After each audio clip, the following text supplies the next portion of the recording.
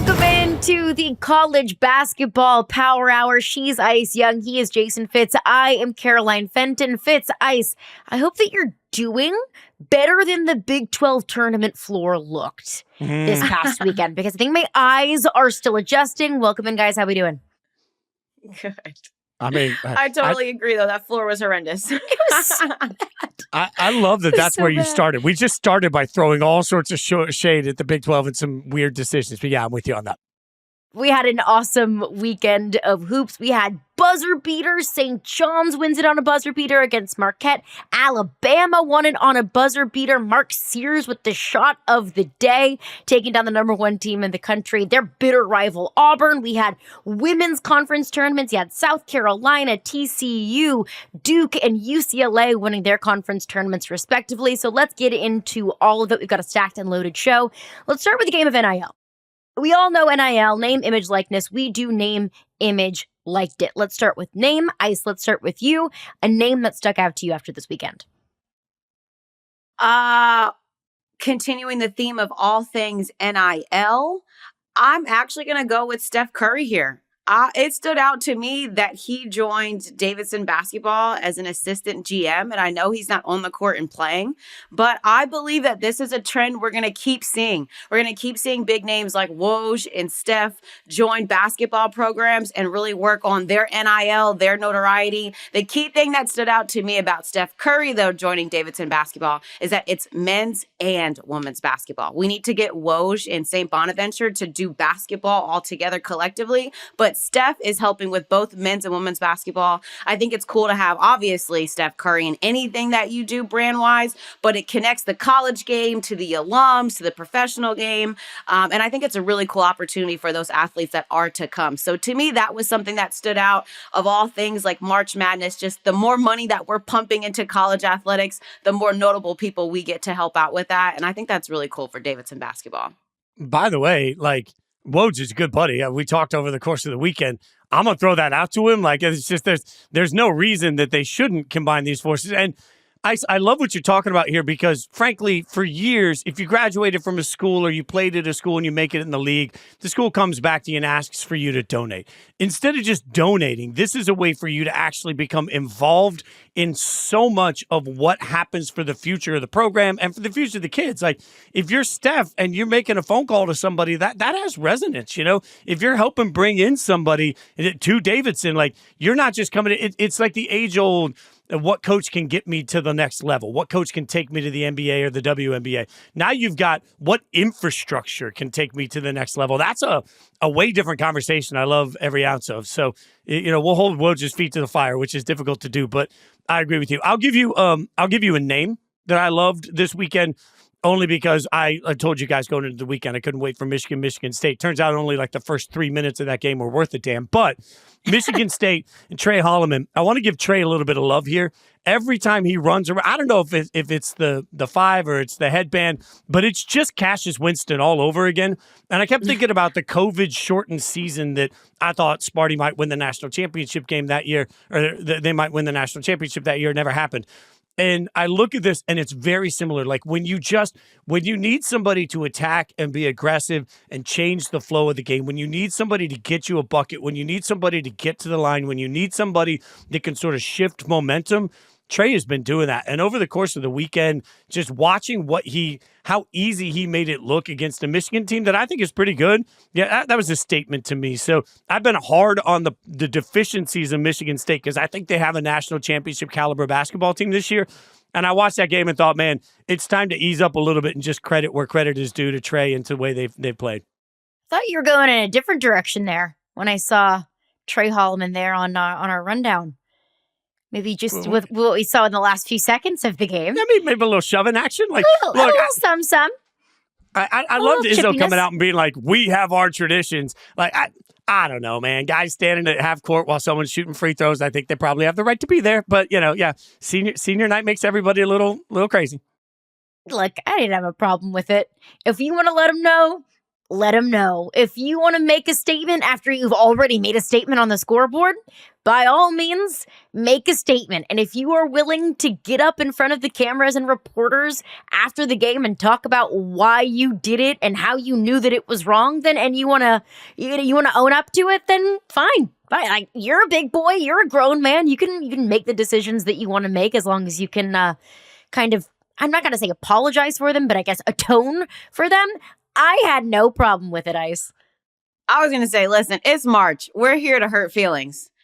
Yeah, right. That's what we're here to do. There's nothing nice about it. I'm only being nice to my 12 or 13 other teammates and my coaches. Everybody else, you can get it or get out. I don't mind it at all. Yeah. I also do think it speaks to how unafraid Michigan State is of Michigan. That everybody, look, they've kicked the snot out of him twice. They might see him again. You never know. You never know how things are going to go. They might see him again, and they ain't worried about it. Like, for Holloman to basically, like, stand by it, for Izzo to stand by it, like, they are standing up as a team and saying, I don't really care if it pissed you off. We are who we are. Like, I love that brazenness. Michigan has been the topic of discussion in several little scuffles that happened in the middle of the playing surface in the 2024-2025 school year, obviously going back to the Ohio State game. But yeah, I mean, it's March, it happens, tensions are high, and Michigan State absolutely made a statement in that matchup with Michigan. Before I get to my name, I wanted to make a quick thought on Ice, your point about Steph Curry. Whenever the NIL era began, I think it was a fair concern. I had it too, that the big just get bigger. You know, the Dukes in basketball and the Ohio States in football, they're just going to have more money and just get even better than everyone. And maybe there's a fair argument to be made that is the case, since Ohio State did just in fact win the national championship. But I think we've also seen a trickle-down effect that now some of these smaller names, smaller schools, smaller programs are getting in on the action as well. And we're kind of seeing a trend of big-time names now being huge recruiting tools. You mentioned Woj at St. Bonaventure. We saw Deion Sanders go to Colorado, and now Michael Vick was just hired as the head football coach at Norfolk State. Two schools that maybe aren't football powerhouses, but you attach those names of legends to those programs. Now, all of a sudden, you have some of the top talent in the country that are interested to go into those programs. Just like St. Bonaventure and Davidson. That's not Duke. That's not North Carolina. That's not Kansas. Like, those aren't blue bloods in college basketball. But if you're a 4-star, 5-star kid who's getting offers from everywhere in the country, and you have the opportunity to be advised by, possibly even coached by, mentored by Steph freaking Curry, then yeah, why not give Davidson a look? So I think it's not only just so interesting to see the business side of things, but the way that this star power has influenced recruiting, or at least will influence recruiting, I think has been incredibly interesting. But to get to my name, what really stood out to me, or who really stood out to me, it's Bree Hall from South Carolina. We are all attracted to offense, right? Like, scoring points is sexy. Like, we want the 40, 50-point game. We talk about that, and it's for good reason. Look, we're all guilty of it. We all want offense. We all want home runs and touchdowns and, massive threes and high-scoring games like that.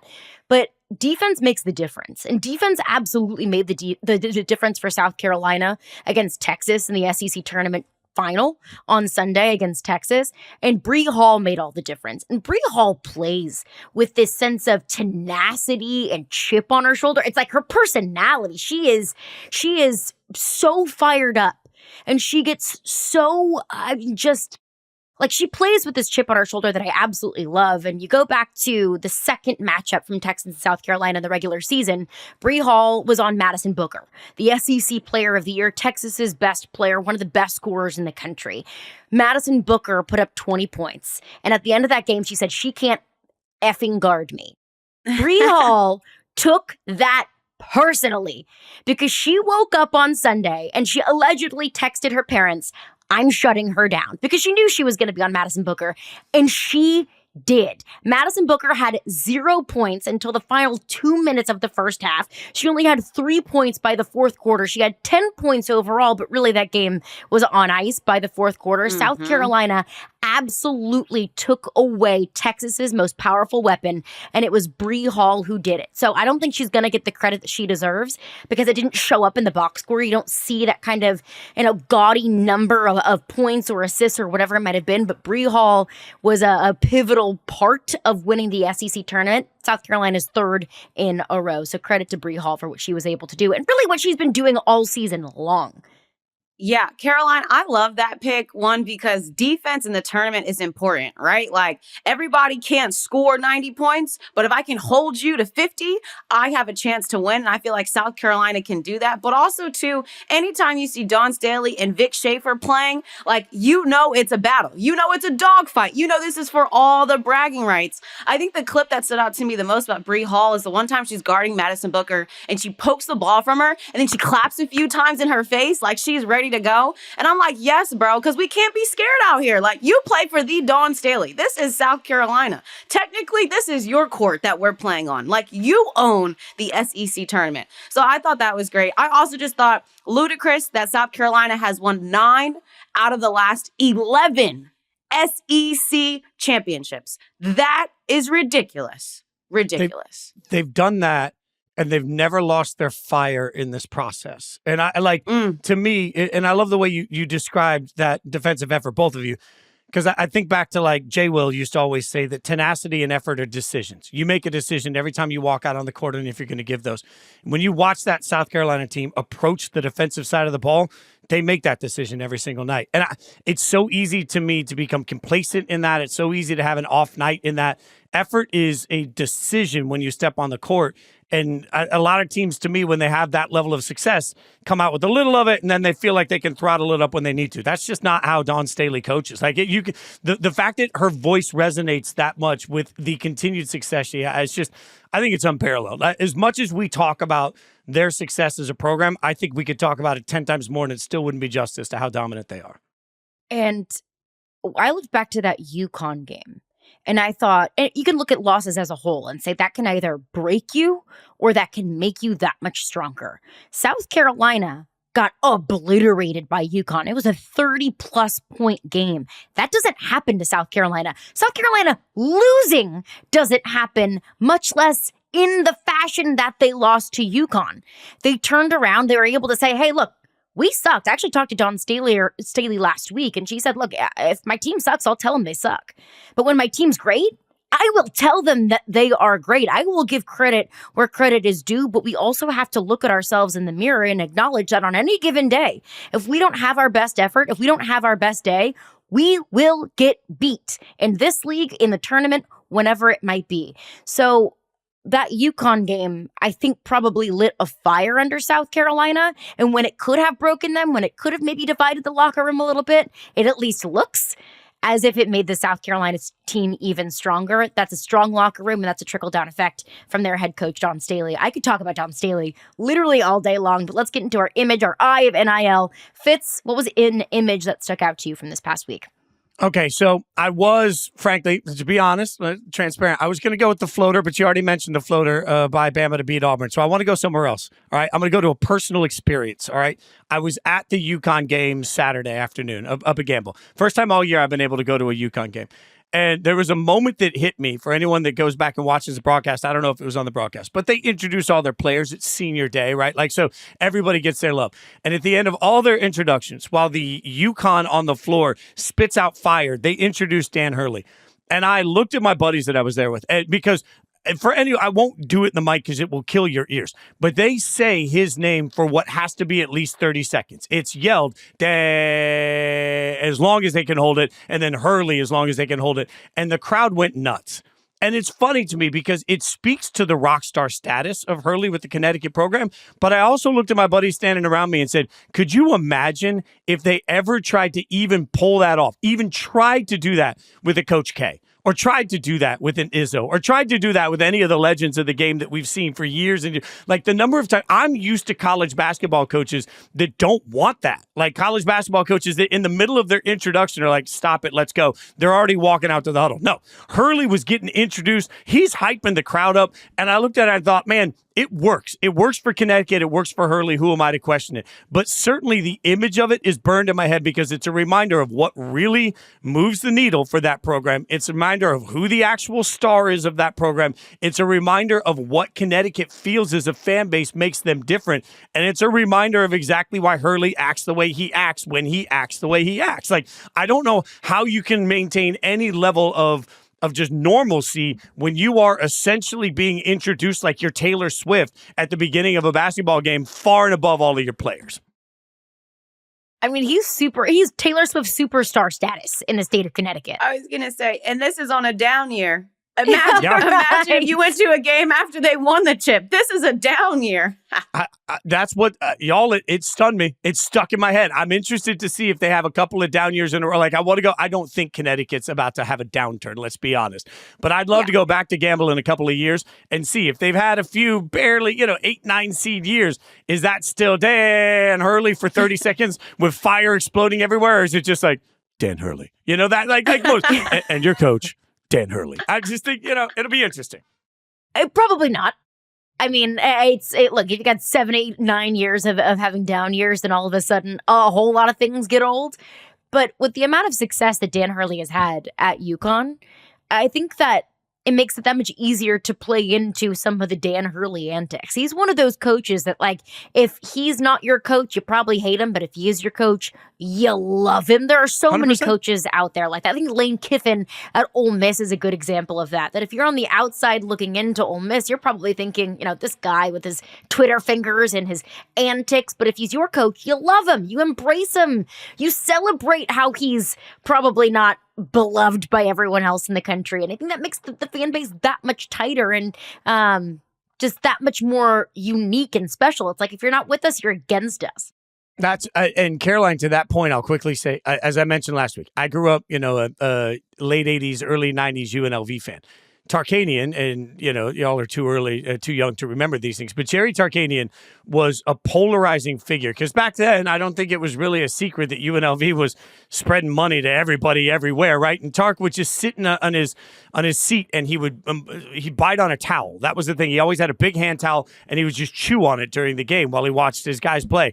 And he became this hated figure everywhere outside of Las Vegas. And in Vegas, man, you couldn't tell anybody anything about Tark. Like, to this, when Tark passed years ago, UNLV did everything at their campus to recognize him. He is still a legend to people that grew up and around Vegas. I think there is a bit of a Tark element to Hurley. Like, it's just he's your rock star. So you don't care what anybody else thinks because he's your rock star. No doubt. Ice, what was one image that stuck out to you? Yeah, I'm going to go with Kara Lawson, head coach of Duke women's basketball, holding the ACC trophy.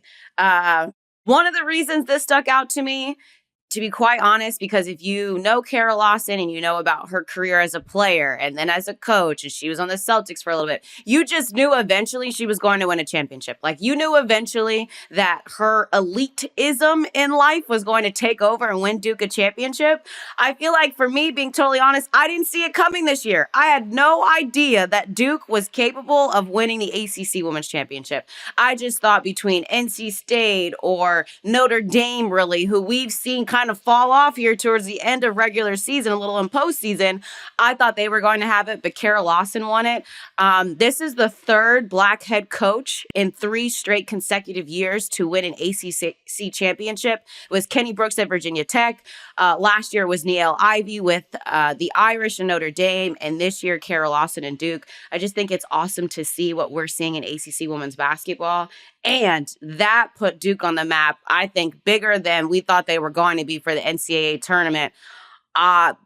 Honestly, put my foot in my mouth because I didn't see them coming, guys. I didn't think they were going to be this good at this point in the season, and they are. So shout out to Kara Lawson and the gang. What makes such great coaches? Obviously, we give them credit for recruiting and game planning going into individual games. What I don't think that we give coaches enough credit for is in-game adjustments. And I thought that Kara Lawson had a masterclass in an in-game adjustment at halftime of the ACC championship because they were down, 2-3? It was a very close game going into half. Duke outscored NC State 47-26 in the second half. And I was with you, Ice, that I never really saw Duke as any sort of contender, at least in the NCAA tournament. Never really saw them as a real contender in the ACC tournament. I thought, okay, this is NC State's story. This is Notre Dame's day. These are the teams that we've been talking about as legitimate contenders for months now. But credit to Duke and credit to Kara Lawson for what they were able to do on Sunday in the ACC tournament final.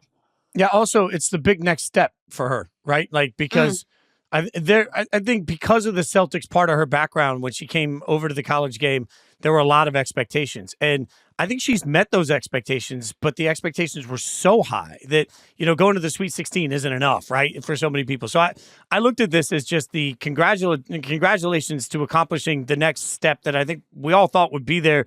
It's just been a progression. Like, she's building something in front of us. Like, we're used to seeing programs that are built. She is building that at Duke. And I think this is huge. So we look back at this one in 5 years and say, oh, yeah, that was the transcendent moment that Duke became one of those types of teams. 100%. And one image that sticks out to me from this past week is Hailey van Lith holding the Big 12 belt after the Big 12 tournament, after they won the Big 12 tournament. Hailey van Lith, if you go back to last year, she was at LSU. She transferred from Louisville, and at Louisville, she was the star. She made herself one of the biggest names in women's college basketball. She transfers to LSU after they won the national championship. It felt like she was kind of that next missing piece to keep that team on track and to maybe go for a back-to-back title. Hailey van Lith struggled at LSU. I went to LSU, so I'm obviously, on Twitter and online and talking to LSU fans. I was very in tune to the commentary on Hailey van Lith, that she was holding the team back. And she struggled at LSU. It was a legitimate thing. I mean, she went viral several times. She became a meme at LSU for just how strange of a fate it felt at LSU. She transferred to TCU to get kind of a fresh start. She was Big 12 tournament MVP. She was Big 12 Player of the Year. TCU won the Big 12 regular season. TCU won the Big 12 tournament. That Hailey van Lith was that missing piece at TCU that I think we all thought she was going to be at LSU. So watching her wear the Big 12 tournament champion hat and hold up the belt and talk to reporters as confetti is falling, it just felt like the perfect kind of comeuppance in a way for what she wasn't able to do last year, and just felt like the perfect career resurgence for her. So I was thrilled for her and thrilled for TCU as well. This was 2 years ago. They won one conference game only 2 years ago, and now here they are, Big 12 tournament champions.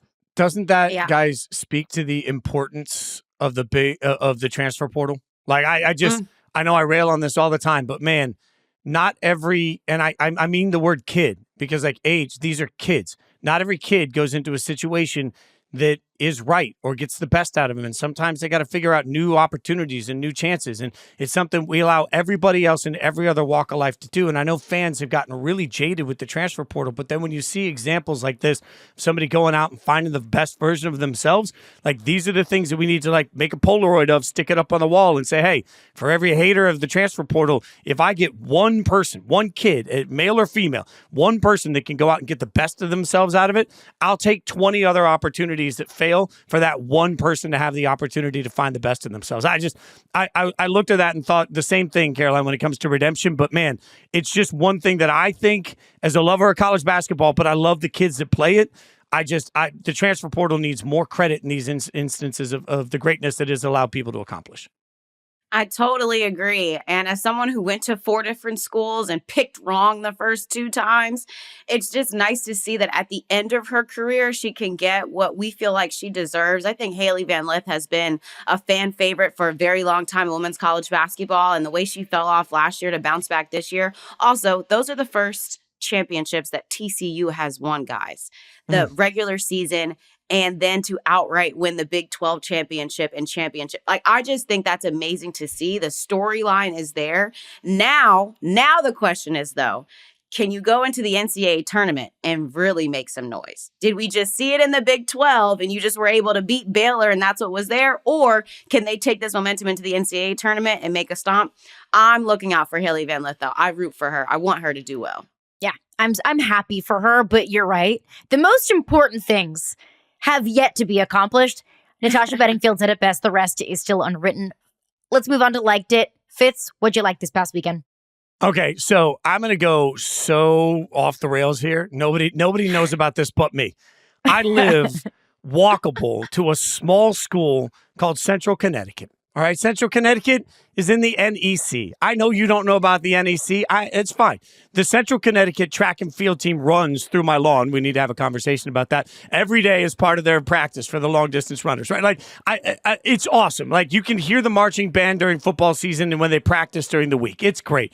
Central Connecticut on Saturday, knowing, and you want to talk about pressure. If they win, they're in. Currently on Lenardi, they're projected as a 15 seed, which for a school like Central Connecticut is huge. On Saturday, they were up by 21 and they melted down and they just took their foot off the gas. And that game went to overtime. And one of the coolest things to me is to see a bunch of kids that now suddenly feel the weight of, oh my God, we just blew our only shot at the NCAA tournament. They came out with the thunder of the gods in overtime. They get the win tonight, Tuesday night. They're playing at home. I tried today to buy a ticket. I was going to support Central Connecticut. Completely sold out. You can't get into the gym. They don't even have standing room only GA tickets left.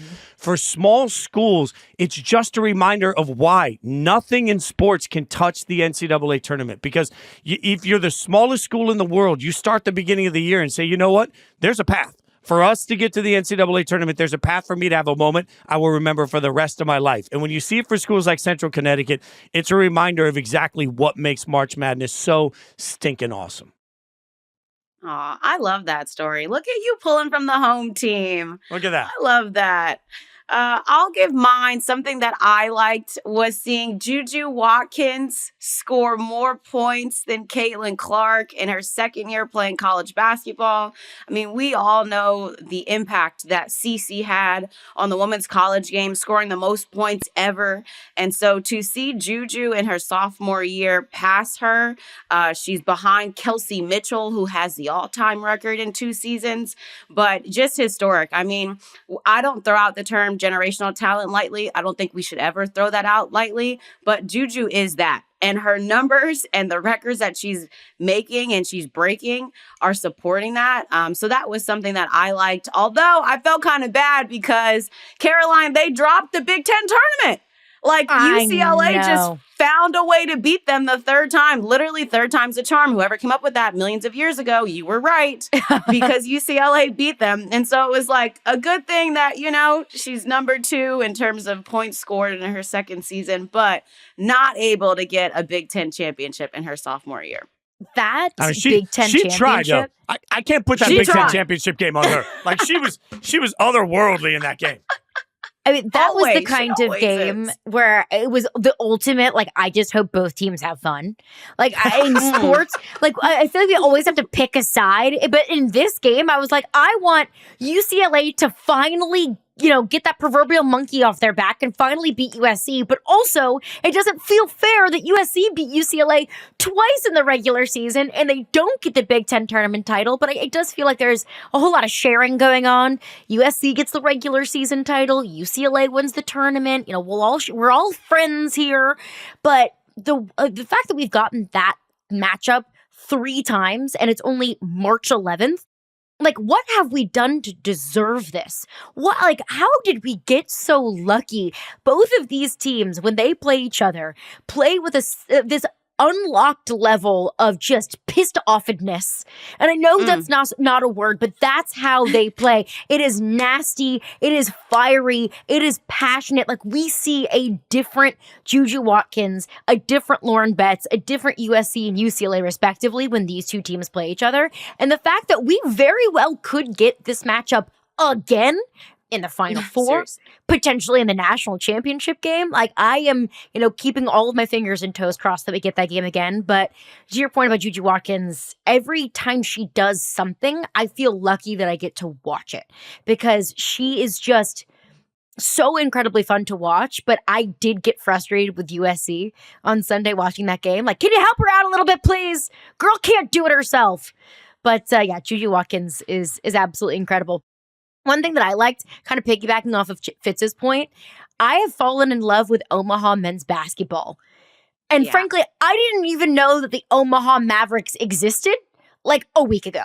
And now they're my favorite story of March so far. So if you missed it, Omaha beat St. Thomas in the Summit League Championship. They already had a berth to the NCAA tournament going into the championship game because St. Thomas is ineligible to make the tournament because they're still transitioning into D1, which is one of the stupidest things that the NCAA does, which is saying a lot because the NCAA does a lot of stupid things, but I digress. So Omaha punched their ticket to the tournament for the first time ever, made even better by the fact that their head coach, Chris Crutchfield, played at Omaha, is an Omaha alum. So watching him, talk to reporters after the media, watching him get dumped with confetti after that game and just take in all of the emotions, it was really awesome to see. And it's, whenever you take a job like that, I know that he probably appreciates Omaha much more than anyone else would since he played there. That's where he got his start. That's where he went. To be the first person to do something, whether it's anywhere, but especially your alma mater, I can only imagine just like the amount of pride that must feel. So I loved to see that. Good pick. I was in the studio for that game. We had that game on CBS Sports Network. I was in the studio for that. And just his post-game interview, the emotion that was there. I mean, it's I don't know. It's like Fitz said, there's just nothing that can duplicate the NCAA March Madness feels. You just know that history is being made left and right. And two, I always keep my eye on those teams because those are the teams that go 25-5 during the season, and we don't pay attention to because they're Omaha and it's the Summit League and it's not the Power Four. But then you get to the tournament and you see the 25-5 team taking an SEC team down to the wire, and you're like, oh my goodness, what happened here? I also think it's a very good basketball team that we should watch out for in the NCAA tournament. I think Chris Crutchfield is an incredible coach. March is like Disney World. It's magical. Anything can happen. It's crazy to me because the players and the coaches and everybody around the program, they'll remember it for the rest of their lives. So will every kid that goes to that school. Whatever they do, whether they go to the game or whether it's a watch party, you'll remember for the rest of your life. Oh my God. If you go to Duke or North Carolina or a place like that, you're used to it. It's par for the course. It's fine. If you go to Omaha, I mean, just the fact that you're going to be able to either go to or watch with your buddies a game for your school in that moment, you never, you're going to be 60 years old talking about it. That's part of what makes it so cool to me for as opposed to everybody else where you can be a lifelong diehard fan of a program or of a team.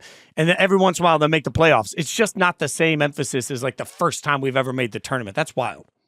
And it's not every year that we get that. Not every year that we get a school or a program punching their ticket to the tournament for the very first time. Sometimes we get programs that haven't been there in 30-something years or whatever it might be, but the fact that we get, I think we have 3 at least so far this year, SIU, Edwardsville, Omaha, and I think I'm missing one, but I believe there's 3 that have punched their ticket to the tournament for the very first time. That is so incredible. That's the reason why we love this sport and we love this month so much. All right, we'll take a quick break here. Power Hour, Power Rank, who we think should be the top 4 seeds in both the men's and women's side, coming up next. All right, Power Hour, Power Rankings. I thought that I knew exactly who's going to be the number 1 overall seed on both sides, on men's and women's. I thought I knew who was 2, 3, and 4. I had everything all figured out in my head. And then madness happened because it is, in fact, March. Let's start on the men's side of things. Who we think will be the top 4 seeds come Selection Sunday. I gotta just throw some names out, some programs out. You tell me if I'm right or wrong, just in the fact that they could be in the conversation. Number 1, Auburn. I think fair. Number 1 overall seed, locked up, secured no matter what happens in the SEC tournament ice. Man, I would have said this. I would have said yes.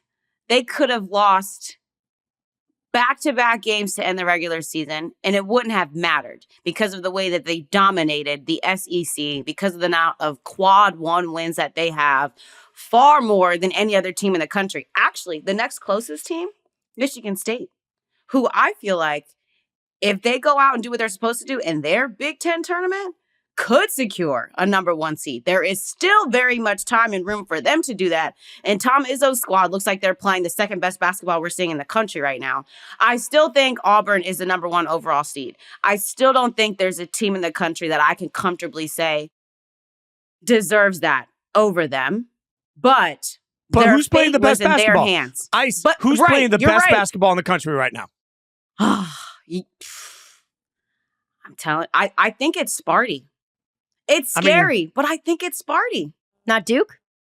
I mean, where's Duke in this conversation? Like, I know the ACC. I mean, they could be playing the best. Right, that's the problem. That's the problem is they could be playing the best basketball, but the ACC is not challenging them like everybody else is challenging them. So Auburn drops games to Alabama. Right now, if you put Duke against Alabama, I don't think Duke is winning. I just don't. I still think Alabama has that. So right now, I feel like Duke is playing their best basketball. Right now, yes, but they're not the best team in the country. I'm just not seeing it. So this is hard for me because I feel like Duke and Auburn are really in this. Who's going to be the number 1 overall seed? And I respect so much what the SEC has done. And by the way, Ice, I thought I was going to give you my hot take that Michigan State still has a shot at a 1 seed, but you were on the same page. I love this. My bad. Yeah. But I feel like there is some element of look. Auburn, all Auburn's got to do is be Auburn once in the SEC tournament and everything's fine. Auburn comes out and just looks dominant. Everybody takes a sigh of relief. They get the number 1 overall seed. And I think Duke probably gets the second number 1 seed.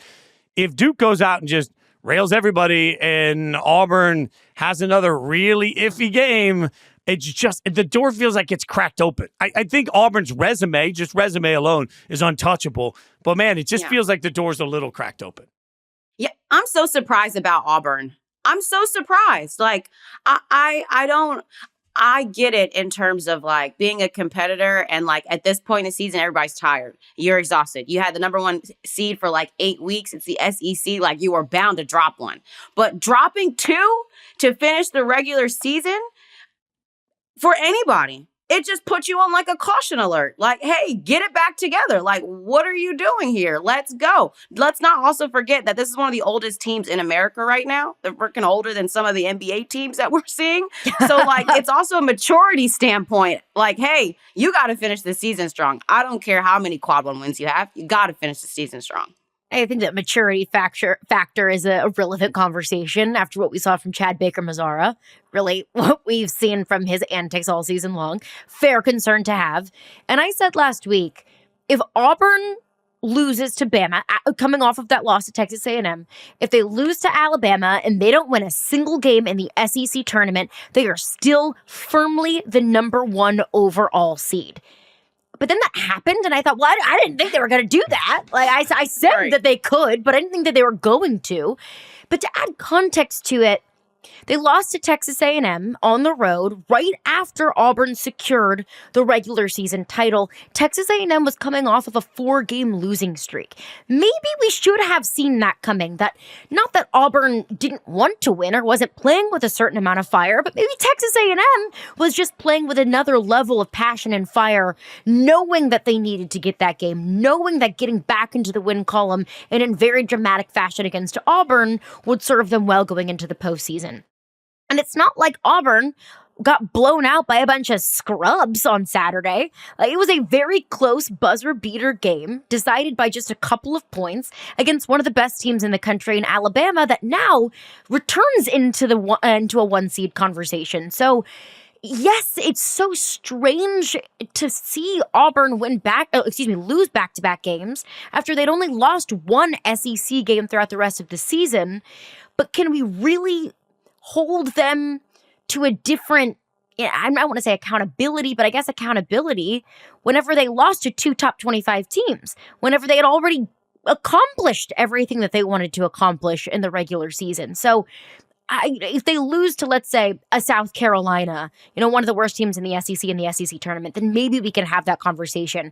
But if Auburn falls in the SEC tournament by, 2 points to Florida,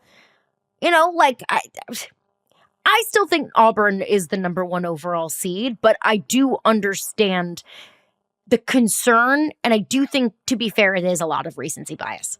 If I can just be a bit of a stir, madness creator, I will let everybody know that according to Ken Palm now, Duke is number 1 and Auburn's 2. So if you've got analytics people in the committee room, there's the analytics from Ken Palm, which I'm still not smart enough to know how the hell they come up with it. But the analytics from Ken Palm say Duke over Auburn. Barely, but it's a reminder that there's still plenty of basketball left, weirdly, as we go into this week.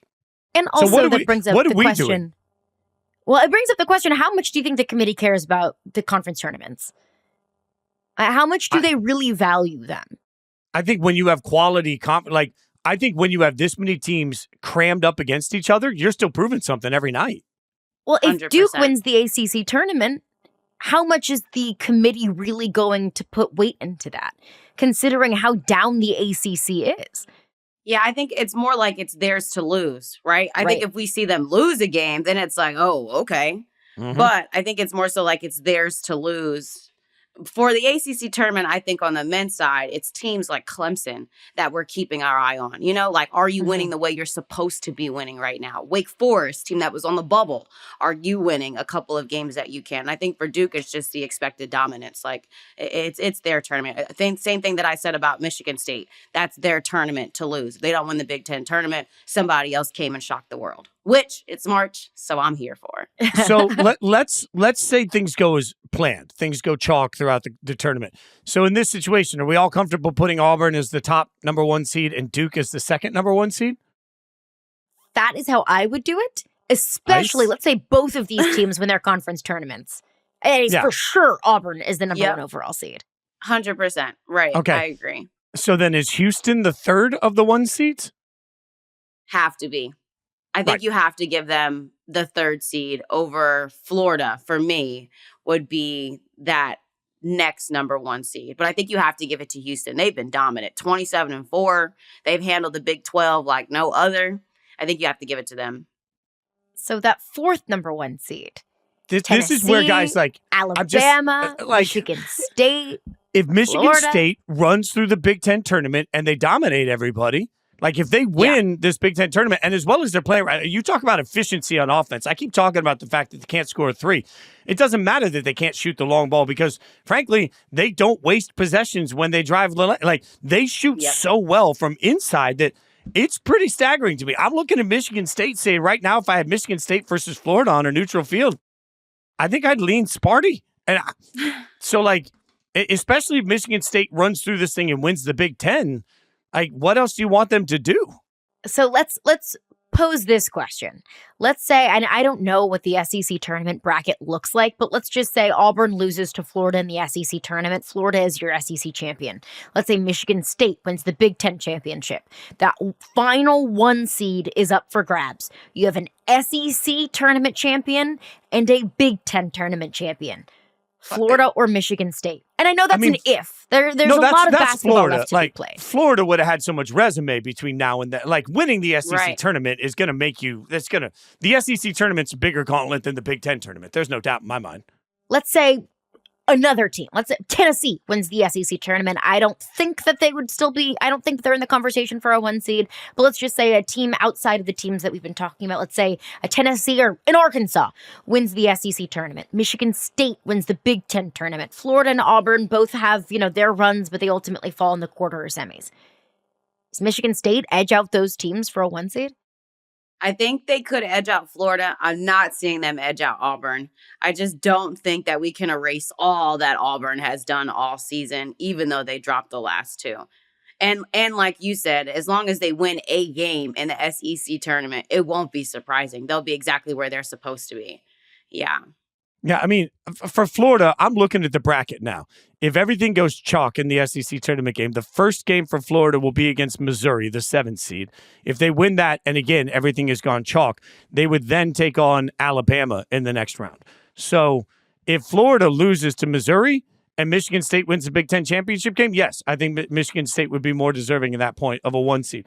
If Florida loses to Bama, that's where things we're going to end up with the final 4 seeds in the SEC all being top 5 teams. Like, I don't know. I think Michigan State would have to absolutely destroy everybody in the Big Ten, and they would need a team like Florida to lose early to get that 1 seed.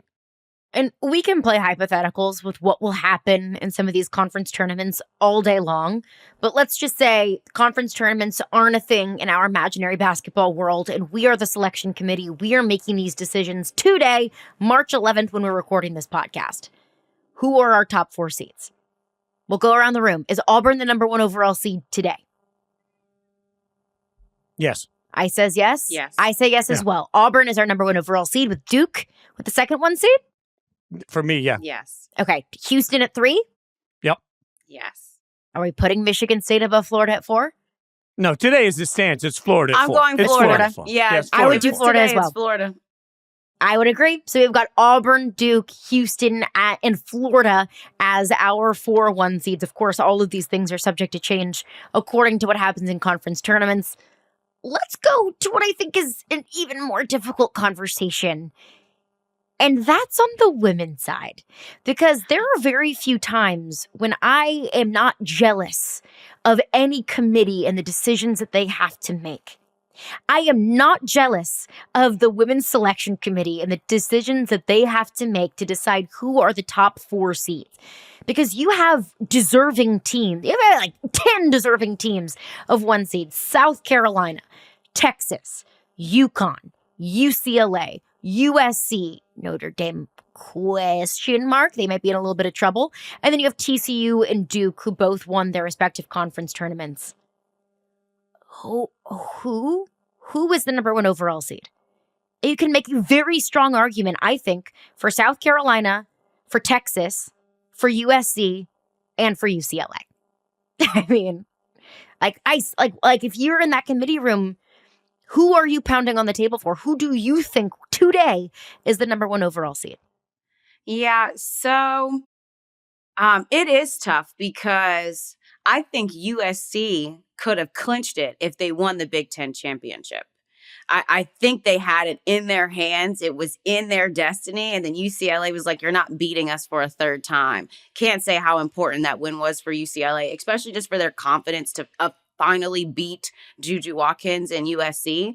I think South Carolina, though, is the number 1 overall seed.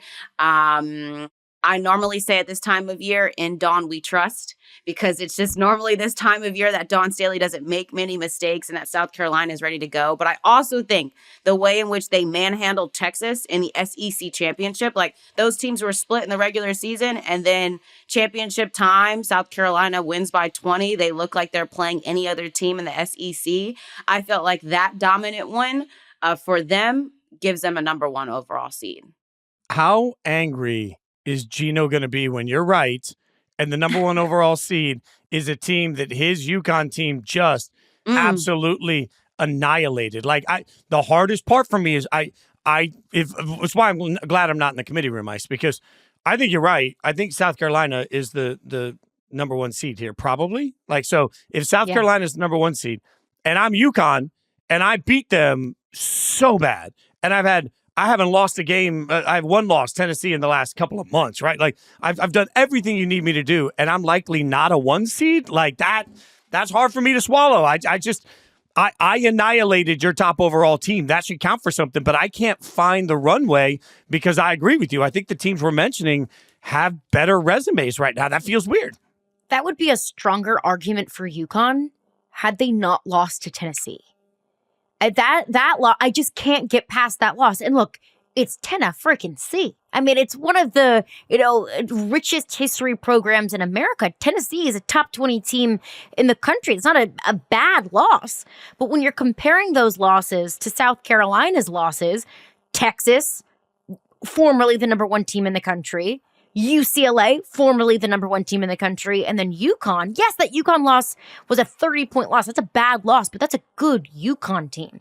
And UCLA's losses were only to USC, and USC's only loss was, to UCLA in the tournament. They lost to Iowa, and that's a bad loss. But look, like when we're comparing like teeny tiny little things, we're splitting hairs here. South Carolina beat Tennessee. UConn didn't beat Tennessee. UConn beat South Carolina, but I think what South Carolina has done to kind of quote unquote avenge that loss, what they did to Texas in the SEC tournament, and then you look at South Carolina's schedule as a whole, you look at South Carolina's conference schedule compared to UConn's conference schedule. I know you can't control, what conference you play, and you can't control if you have a strong or a weak conference, but I understand the argument. But I don't think that can overshadow what South Carolina has done since then and what South Carolina did before that UConn loss. I think I'll add one other layer to that. That 2-point loss to USC way back whenever that was, like in the fall for UConn, that feels bad now. Because if you have that win over USC, it flips all of this. And it's amazing how one great game that was a 2-point loss, but it's a home loss to a team that right now is sitting with a resume that's above yours. Like this is why every single game really does matter, even though it doesn't feel like in a long season it should. And also, I think UCLA has a big case too. They beat South Carolina earlier in the season. They beat South Carolina by 15 points. They're the Big Ten champions. Mm-hmm.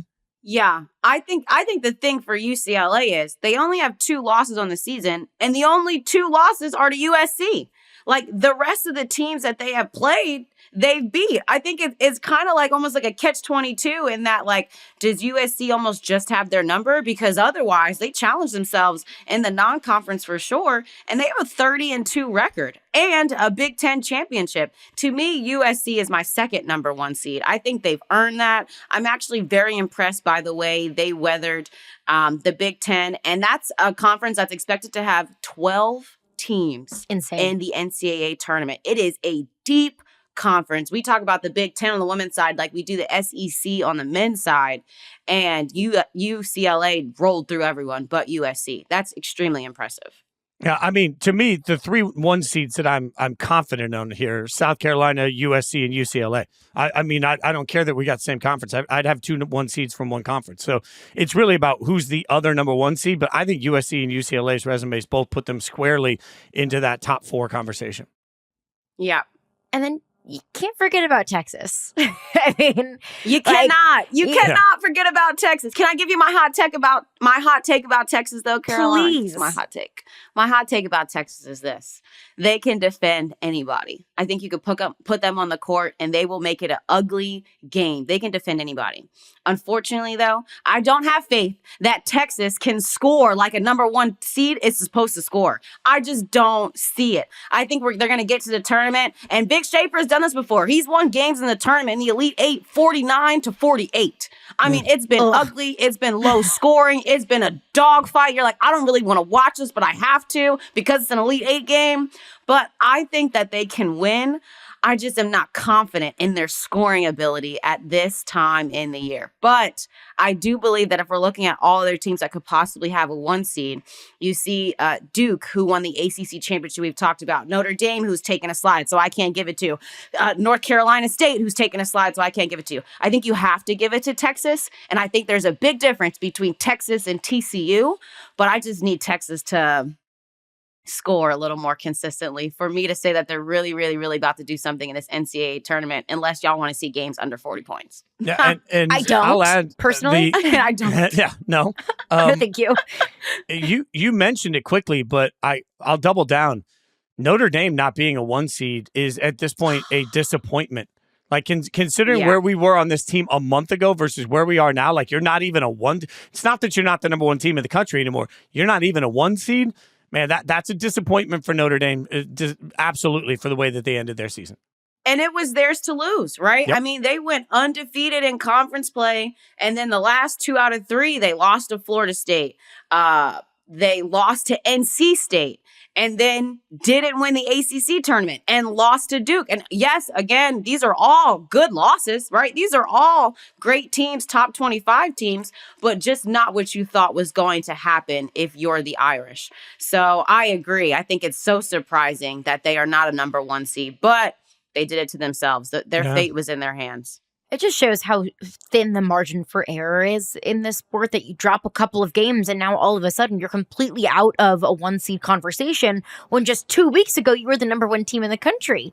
Wild to not see Notre Dame, if we do in fact not see Notre Dame as a 1 seed, would also be wild to not see UConn as a 1 seed, because UConn is number 1 in the net. Like UConn did do to South Carolina what nobody has done to South Carolina really since John Staley has gotten there. But again, that just shows how thin the margin for error is. UConn loses one game to a top 20 team by like 8 points, and now all of a sudden it's like, UConn, no, 2 seed. Yeah. This is that age-old who you taking out, you know? Like, I think UConn's deserving of a 1 seed, but who you taking out? And I can't justify any of the teams that we've already mentioned being out of the position they're in. But again, if UConn is a 1 seed, let's say over Texas, I don't really know how I can really argue with that. I wouldn't do it, but I don't have a strong case against it. Yeah, I think I would just argue the strength of schedule. You know, it's not the same being undefeated in the SEC as it is in the Big East. You know, I mean, that is their expectation for UConn, is to go undefeated in the Big East. And honestly, guys, like, their closest game they had this season in conference was 11 points. They just won the championship by 20 points, right? Yeah. So, like, the reason we talked about their Tennessee game and their game against South Carolina, they're so important because they don't get challenged very much in conference play, whereas a Texas, a South Carolina, a USC, and UCLA, it's been dogfights day in and day out. That's very fair. That is so fair. Oh, yeah. We need UConn in a different conference. That's what we need. 100%. That's what we need. We need UConn in the SEC, and then we can talk about it next year. We need them in a different conference, unfortunately. We've talked about super teams, like on the college football side, combining the Big Ten and the SEC in this massive just glob of the best teams in the country. If I could hand pick women's basketball programs, and Texas and South Carolina, USC, UCLA, UConn, NC State, Notre Dame, LSU, Kentucky, Tennessee, all of you are in this massive glob. TCU, I'll throw in there, this massive glob of, it's like Gladiator. Throw them into a ring and then see who comes out alive. I would pay good money to see that. Yeah, just make sure you only do that to college basketball, though, because nobody wants to see UConn in a super conference on football. I'm just saying, sorry, UConn football. Nobody wants to watch that. That's good call. Fair. Good call. That is fair. Oof, that would not be pretty. All right, quick break here. What we are watching in the conference tournaments coming up this week. Okay, what we are watching this week, can we say it on 3? The tournament we're most intrigued to watch. 1, 2, 3. SEC. It's the SEC, and I really wanted to be different. I wanted to think outside the box and be different, offer up a different point of view. There is no different point of view. The most intriguing conference tournament is the SEC. It's the teams at the top that we could potentially see play one another. The Floridas, the Alabamas, the Texas A&Ms, the Auburns, the Kentuckys, the Tennessees, so on and so forth. And then it's also the teams that are kind of fighting for their tournament lives at the bottom. Texas, who lost to Oklahoma and desperately needs a couple of wins in the SEC tournament. Oklahoma, that I would say is in today, but not comfortably. Arkansas, that's fighting for seeding. So it's really at the top and the bottom, just so many intriguing storylines here, Ice.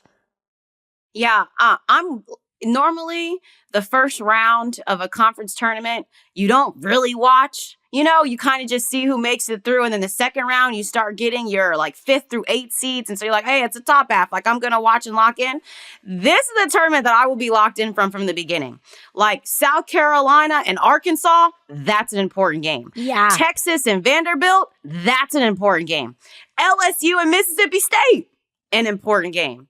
Oklahoma and Georgia, an important game. Like, I think might be, you're absolutely right, might be the game, because Oklahoma is like right there. But if they can get this win over Georgia, now you feel comfortable Selection Sunday that your name is going to be called. Same thing with Texas. I think Texas gets a win over Vanderbilt, and then they would have Texas A&M next. Rivalry game, anything can happen, baby, because it's March. So I just feel like that first round of the SEC tournament is going to decide the fate of some of these bubble teams, and I cannot wait. Yeah, I mean, Lenardi's got Oklahoma as one of the last 4 in currently on his bubble watch. So, like, as a lover of chaos, what I'm really rooting for here is for, like, Oklahoma, Texas, and, like, I want a pit thief. I want the SEC to somehow give us a team that we don't even think is in. Like, I don't care if South Carolina wins the damn thing. I just want to see how many teams we can get into this tournament somehow, some way from one conference, only because it makes everybody's head explode. Like, it is the ultimate. I've said for years, whether we're talking about football or basketball, basketball. The my conference is better than your conference is really the grown-up equivalent of my dad can beat up your dad. Like, nobody ever actually fights and nobody really knows the final answer. But I want to see this just to watch SEC people walk around and tell us they're now a basketball conference and to watch everybody else lose their damn minds. Like, I want a bit thief out of the SEC. Fitz, SEC people are already doing that. I know. SEC people been doing that, and it wasn't even true. But this year, at least, it's actually fair to say that this conference is, in fact, a basketball conference. It's going to be a blast. It's in my city, so I'm so excited. I'm going to be walking down to Bridgestone Arena, get to see some of the action here in Nashville. We will be back on Sunday. Normally the show is on a Tuesday, but we've got a very important Sunday coming up. Selection Sunday. We'll have all of our reactions to that, but that's going to do it for us here today. He's Jason Fitz. You can follow him on Twitter at Jason Fitz. She's Ice Young at IceYoung23. You can find me at Caroline Fenton 1. Always appreciate you for stopping by the podcast. If you're new, welcome in. Happy to have you. Give the show a like, subscribe, review, tell your friends about it. Tell an Omaha fan, because I am a new Omaha fan, okay? I'm so happy that they're in the NCAA tournament. So we'll be back with our full Selection Sunday reaction as well. We'll make our March Madness picks. We'll make all of our predictions. So we're out.